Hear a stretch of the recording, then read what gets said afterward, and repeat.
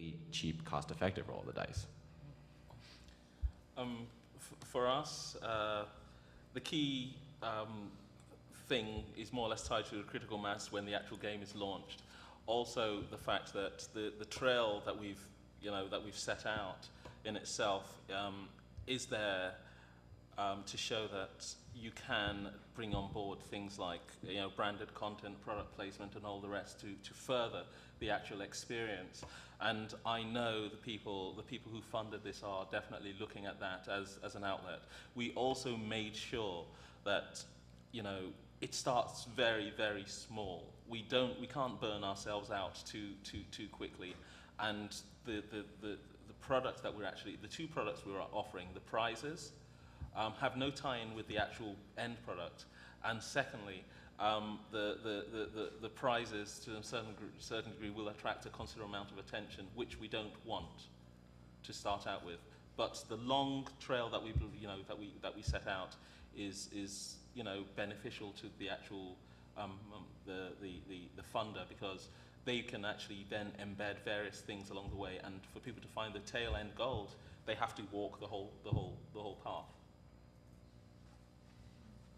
I think for me, this is maybe, I think it relates, but to me, the value proposition is really, and the reason I asked about the IP before is I feel like there's tremendous opportunities to exploit that IP and be able to make money from it.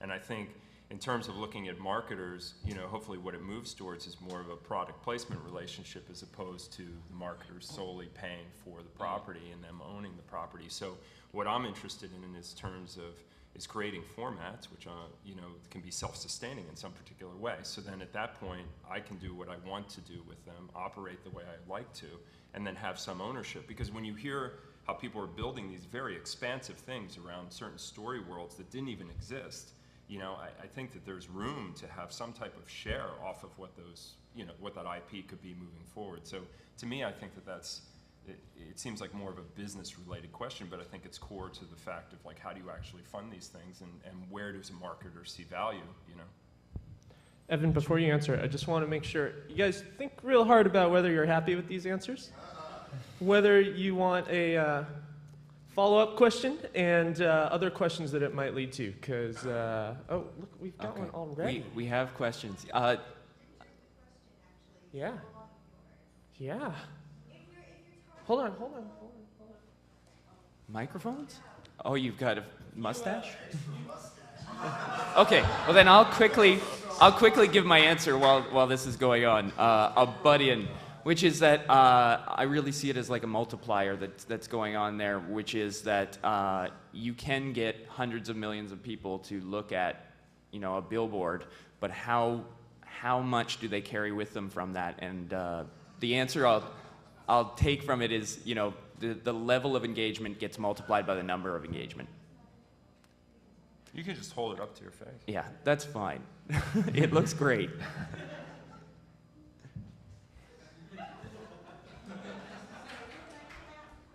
Yeah, do it. My question is, if you're targeting people who would not ordinarily be a part of the market, how do you establish that you're going after the right people? How do you prove that what you're doing is any good in the long run? If you're specifically going after people who weren't competing fans in the first place, and who might not actually be people who would participate in the product you're extending.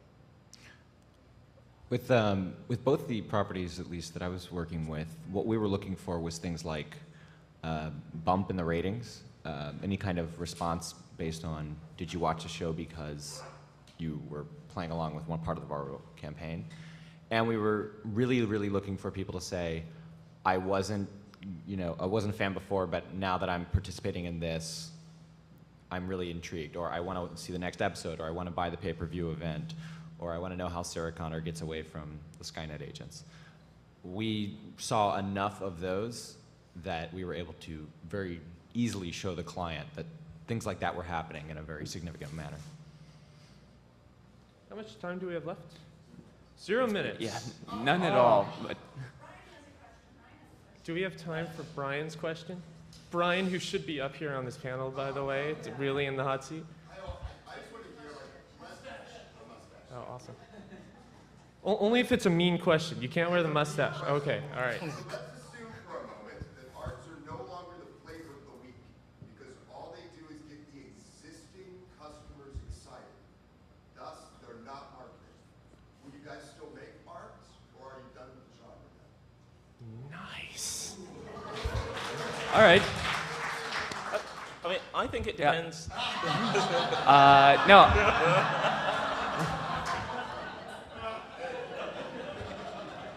Yeah, because I think there's different motivations. I mean, even like Lance, I think gives a lot of perspective in this, and just the different mentality that it brings to it of IP and creation and different methods that way. And I truly believe that this format is something that's inherently built into the internet. It's something about the way that people search and bring stuff together and then aggregate and then remix everything, and that's just the natural behavior of what's going on in that platform. It's what do they call it? The affordances of the internet. And so alternate reality games are born out of that for me, and are divorced from marketing. And I think it's only if you let those confines hold you. I mean, it's like if you adhere to it and say, because I think everybody in this room is sitting on a gold mine. The ability to interact with audiences in a way that you have a two-way conversation is something coming from film.